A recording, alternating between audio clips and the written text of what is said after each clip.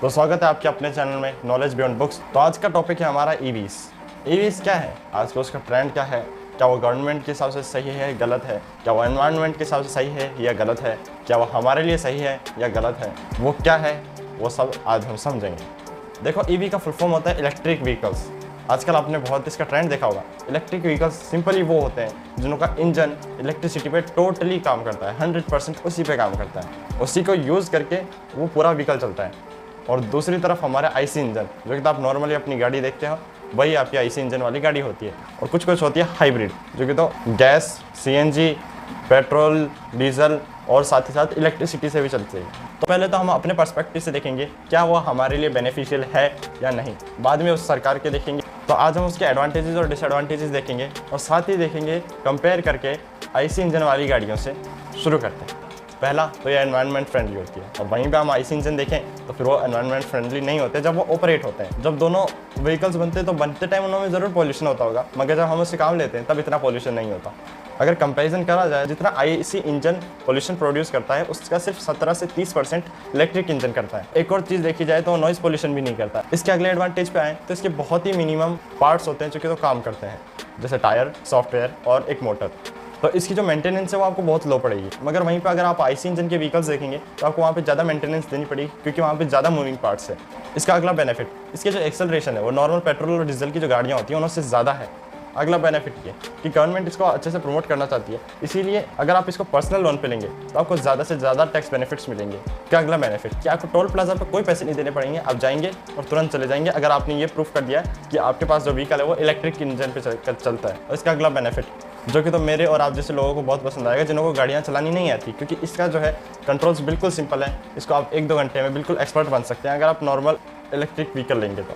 Next benefit, क्या आप घर में पेट्रोल पंप लगा सकते हैं? नहीं लगा सकते। हाँ, आप 1-2 बोतल भर के ला सकते हैं पेट्रोल की, मगर पेट्रोल पंप तो नहीं लगा सकते ना।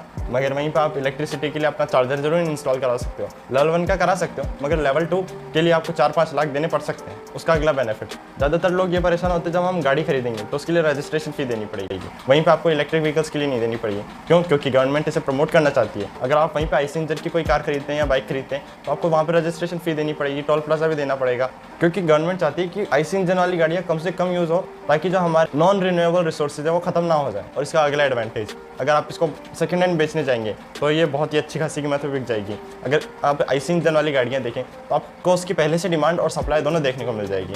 मगर अगर आप इलेक्ट्रिक इंजन पे चलने वाली सेकेंड हैंड गाड़ियों की डिमांड देखें तो वो बहुत ज़्यादा है, मगर सप्लाई कम है, तो आप इसको ज़्यादा दाम पर बेच सकते हैं, क्योंकि मार्केट कॉम्पिटिशन यहाँ पर ख़त्म है। तो चलो आते हैं अब इसके डिसएडवांटेजेस पे। पहला disadvantage, limited battery life span, मतलब बैटरी कितने समय में ख़राब होकर ख़त्म होकर निकालने लायक हो जाती है।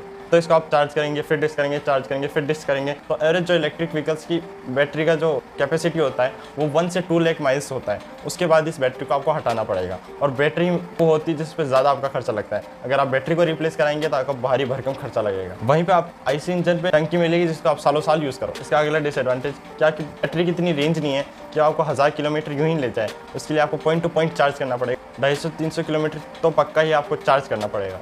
मगर वहीं पे आपके आईसी इंजन वाली जो गाड़ियाँ होती हैं उनके अंदर इतनी कैपेसिटी हो सकती है फ्यूल की, वो 1000 किलोमीटर तो चल सकती है। नेक्स्ट, क्या आपको यहाँ से 200 मीटर दूर पेट्रोल पंप मिल जाएगा?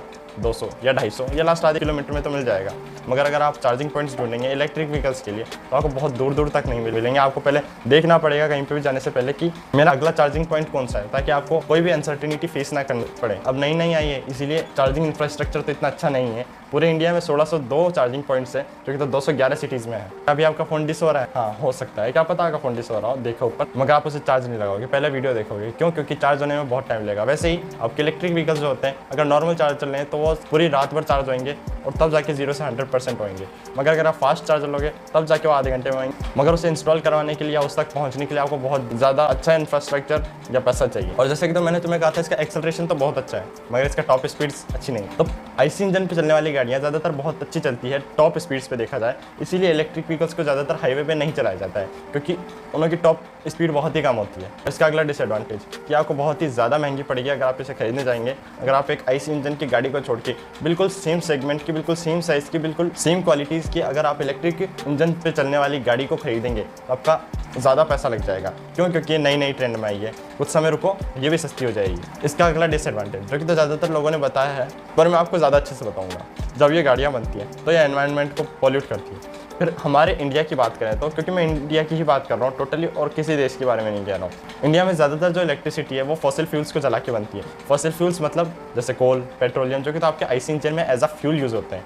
और एनवायरनमेंट को ये इस तरीके से भी इफेक्ट करता है, जब आप इस गाड़ी को ख़राब कर देंगे, इसकी बैटरी ख़राब हो जाएगी तो आप इसे फेंक देंगे, जिसकी वजह से ई वेस्ट प्रोड्यूस होएगा। और अगर बोले रिसाइकलिंग यूनिट्स, तो इसका अगला डिसएडवांटेज यही है कि हमारे यहाँ रिसाइकलिंग यूनिट्स इतनी नहीं है कि आप वहाँ पे दे सके। अगला डिसएडवांटेज, मान लो आप आईसी इंजन की कोई गाड़ी लेके चल रहे हैं और रास्ते में वो कहीं ख़राब हो गई, तो क्या आप ठीक कराने के लिए चले जाएंगे? बिल्कुल चले जाएंगे। और आपको 1 से 2 किलोमीटर में अगर आप शहर में हो तो आपको वहाँ पे कोई ठीक करने वाला भी मिल जाएगा, क्या पता आपको खुद को आती हो। मगर इलेक्ट्रिक इंजन पे चलने वाली गाड़ियों पे आपको एक अच्छा एक्सपर्ट मैकेनिक चाहिए होगा, जो कि तो आपको खुद को भी पढ़ाई करनी पड़ेगी, इसलिए आप खुद भी नहीं करोगे। तो ऐसे एक्सपर्ट मैकेनिक्स आपको बहुत ही कम मिलेंगे, जिसकी वजह से आपको कहीं पर भी अनसर्टेनिटी फेस करनी पड़ सकती है।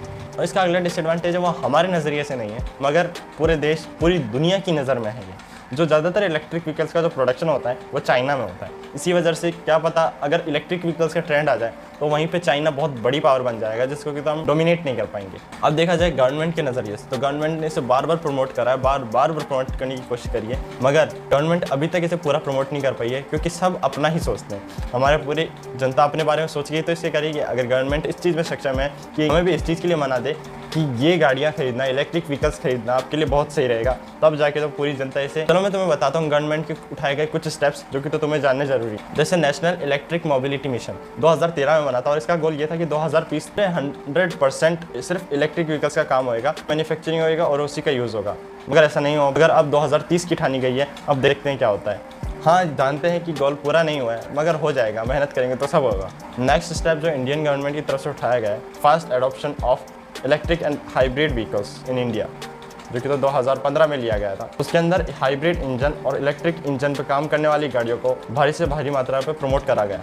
नेक्स्ट मिट्टी फेस्ड मैन्युफैक्चरिंग प्रोग्राम, जो कि तो 2016 में बना था। इसके अंदर भी गवर्नमेंट ने उस चीज़ को ज़्यादा प्रमोट करा, मगर गवर्नमेंट चाहती तो है कि ये ट्रेंड बढ़े, मगर इसी तरफ गवर्नमेंट का ये भी नज़रिया है कि अगर हमने ट्रेंड बढ़ाया मगर वो सारी की सारी गाड़ियाँ बाहर से एक्सपोर्ट होकर हमारे यहाँ इंपोर्ट होएगी तो नुकसान हमें ही होएगा। और अगर हमने तुरंत ट्रेंड लाया तो हमारी जो प्रेजेंट कंपनीज़ हैं इंडिया की, वो क्या पता घाटे में चले जाए, क्योंकि उन्होंने इलेक्ट्रिक व्हीकल्स का इतना अभी प्रोडक्शन नहीं करा है। जब वो उस चीज़ को अडॉप्ट करने लगेगी तब जाके हमारा देश आगे बढ़ेगा। So thank you for watching this video. If you like this video so please like this video and subscribe the channel and press the bell icon so that newest information will be presented to you in the best form and simple terms.